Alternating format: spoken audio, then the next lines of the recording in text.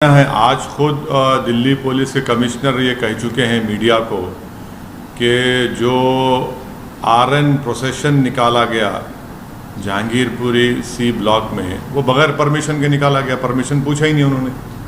Delhi police commissioner का कहना है जब बगैर पुलिस परमिशन के इस तरह का यात्रा निकालते हैं और उसमें हथियार होते हैं, तलवारें होती हैं, पिस्टल होता है, कंट्री मेड पिस्टल होते हैं, पिस्टल होता है, तो फिर ये पुलिस क्या खामोश तमाशे बनकर बैठी थी कि पुलिस गूंगी हो गई थी, अंधी हो गई थी पुलिस कि कैसे आपने निकालने दिया बगैर परमिशन के आपके? और उसमें हथियार की क्या ज़रूरत है? जब आप रिलीजियस प्रोसेशन निकाल, हथियार क्यों रखते उसमें आप?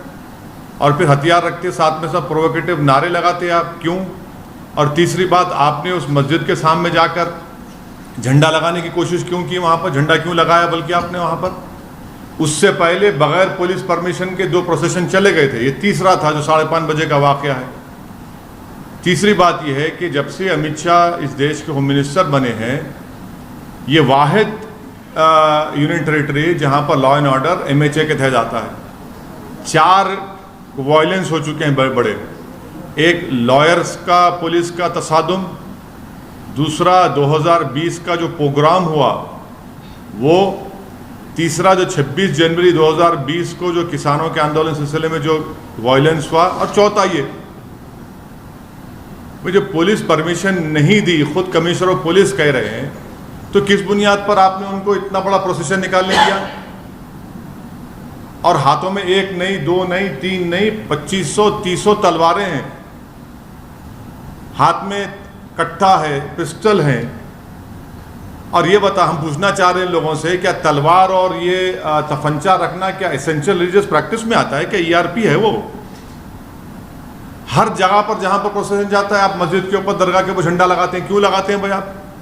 आप बराबर अपना प्रोसेशन निकालिए, मगर प्रोसेशन में प्रोवोकेटिव नारे लगाना, देश में रहना है तो ये नारा लगाना पड़ेगा, मुल्ले काटे जाएंगे, मियाँ फुला फुला,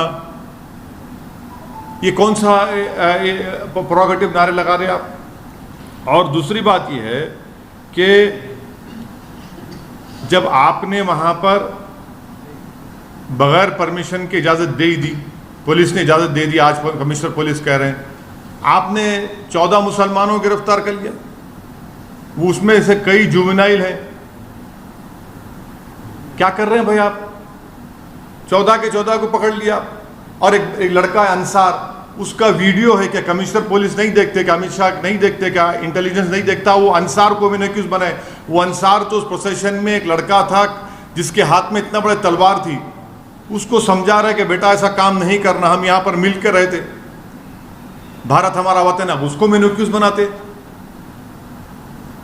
वन साइडेड कार्रवाई हो रही है। अब मैं शुरू से कह रहा हूं कि वायलेंस उसी वक्त होता है, कम्युनल वायलेंस, जब सरकार चाहती है। जब सरकार नहीं चाहती, कम्युनल वायलेंस नहीं होता। तो यहां पर भी सरकार चाहती थी कि वायलेंस हो, आपने वायलेंस होने दिया। आपकी नाक के नीचे तलवारें निकल रहे हैं, गाने बज रहे हैं, प्रोवोकेटिव गाने, आपके सामने मस्जिद के ऊपर झंडा लगाने की कोशिश, बल्कि लगा देते हैं कई जगह पर, इस जगह पर भी लगाया गया। 2 प्रोसेशन पीसफुल चले गए, तीसरे में गड़बड़ कैसे होती भैया?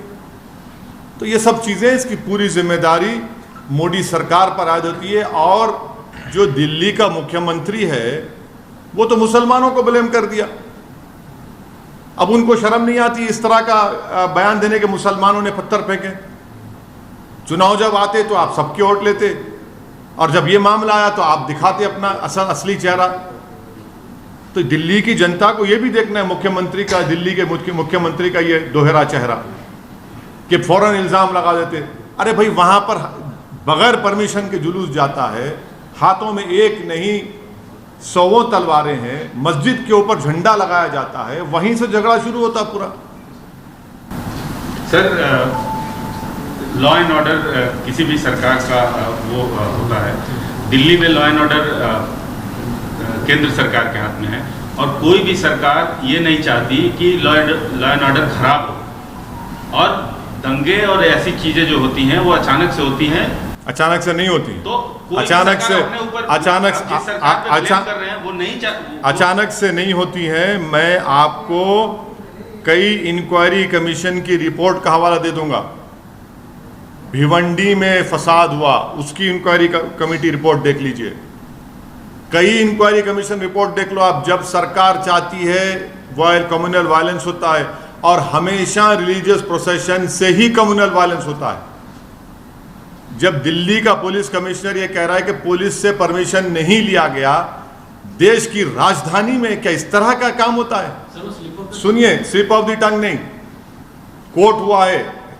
इंडिया टुडे के एक जर्नलिस्ट ने इसको कोट किया है और मैंने अभी रीट्वीट किया है उसको। क्या बात है, दिल्ली की राजधानी में आप जुलूस निकालने देते ऐसे ही आप दो? अच्छा चलिए, आपकी बात थोड़ी देर के लिए मान लेते हैं, 2 प्रोसेशन पीसफुल गए नहीं गए वहां से, उस मस्जिद के सामने से, तीसरे में गड़बड़ कैसे हुई फिर? क्या दिल्ली की राजधानी में तलवार को लेकर फिर सकता है? अगर वही तलवार किसी मुसलमान के हाथ में आ गई तो एक तलवार आने दीजिए। यहां पर एक नहीं, 100 के हाथ में तलवारें हैं, कट्टा है, पिस्टल है, मुसलमानों के खिलाफ अनाप शनाप के आप नारे लगा रहे हैं, गाने बजा रहे हैं। अरे रिलीजियस प्रोसेशन है, राम के नाम पे निकाल रहे हैं, और उसमें गाली क्यों दे रहे हैं मुसलमान को? आप किसी मस्जिद पर दरगाह पर झंडा क्यों लगा रहे हैं आप? क्या उत्तराखंड में आपने नहीं देखा कि दरगाह के ऊपर चढ़कर झंडा लगा दिया गया? वायलेंस को हम कंडेम करते हैं, वायलेंस की कोई इजाजत नहीं देता, मगर जब सरकार खुद खामोश तमाशाई बन के बैठी हुई है तो फिर ये तमाशा हो रहा है। तो दूसरी तरफ से भी तो वायलेंस हुआ, देखा एक आदमी ने तमंचा पकड़ा। हाँ, पकड़िए ना आप देखिए, आप लोग सुनिए, मैं आपसे गुजारिश कर रहा हूं कि मस्जिद के ऊपर झंडा लगाने का विजुअल क्यों नहीं दिखाया जाता टीवी के ऊपर? मस्जिद के सामने वो गाने बजाए जा रहे हो, क्यों नहीं दिखाया जाता मीडिया में? सिर्फ सोशल मीडिया पर क्यों आता है? मस्जिद के सामने तलवारें लहराई जाती हैं, मस्जिद के सामने ठहरकर मियां फुला फुला गाली दी जाती है। ये क्या हो रहा है? फिर आप क्या कर रहे हैं? आप अगर कोई कानून अपने हाथ में लेता है तो एक्शन लीजिए, कोई रोक रहा नहीं है आपको।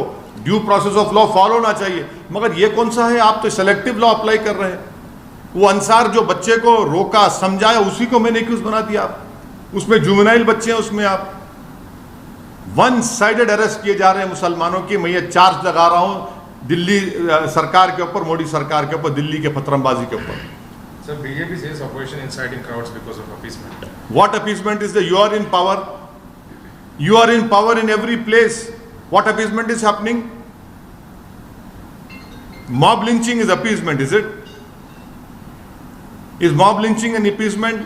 Is playing provocative songs against Muslims appeasement? Carrying swords and saying that Musalman dash dash, is that appeasement? Erecting a flag on a masjid and dargah, is it appeasement? Of whom? किसका appeasement हो रहा है? पर sir, आप अमित शाह और मोदी सरकार को क्यों ब्लेम कर रहे हैं? क्योंकि दिल्ली की लॉ एंड ऑर्डर एक वाहिद यूनियन टेरिटरी है जो मोदी सरकार के तहत आती है। लॉ एंड ऑर्डर, मैं आपको एग्जाम्पल दे रहा हूं, 4 बड़े बड़े वायलेंस हुए हैं। एक लॉयर्स का प्रोटेस्ट, 2020 का प्रोग्राम, तीसरा आपके 26 जनवरी को जो फार्मर्स के प्रोटेस्ट से वायलेंस हुआ, तशद्दुद हुआ, और चौथा ये। लेकिन सर पहले भी 2 प्रोसेशंस निकाले गए, तीसरे में ही वही तो मैं आपसे कह रहा हूं। 2 जब पीसफुल चले गए, तीसरे प्रोसेशन में ही इन्होंने उस मस्जिद के ऊपर वहां पर वो झंडा लगाया। नहीं सर, सुनिए, वहीं पर उन्होंने तलवारें उनके हाथों में हैं, 1 नहीं, 2 नहीं, 3 नहीं, हर एक के हाथ में तलवार है। मैं फोटो दिखाता हूं आपको, देख लो आप, वीडियो दिखाता हूं मैं आपको। लेकिन दूसरा वर्जन है कि वो एक जो बंदा जो गिरफ्तार हुआ है, सेकंड या थर्ड अक्यूज, उसने उकसाया है और वो गड़बड़। अंसार को जो आप एक्यूज बना रहे हैं, ये सरासर गलत है। उस लड़के ने कंट्रोल किया वहां पर। मैं अंसार मेरा कोई दोस्त नहीं है, ना मेरे पार्टी का है, ना मैं इसको जानता हूं, मगर सब लोग कह रहे हैं कि वहां के हिंदू कह रहे हैं ना, वहां के हिंदू भाई कह रहे हैं, उसके पड़ोसी हिंदू भाई हैं वो कह रहे हैं, अंसार की इंटीग्रिटी पर, उसके कैरेक्टर पर वो कह रहे हैं। आप बगैर परमिशन के देते हैं और आपकी नाक के नीचे सब चीजें होती हैं और आप ये इल्जाम लगाते एक तरफ।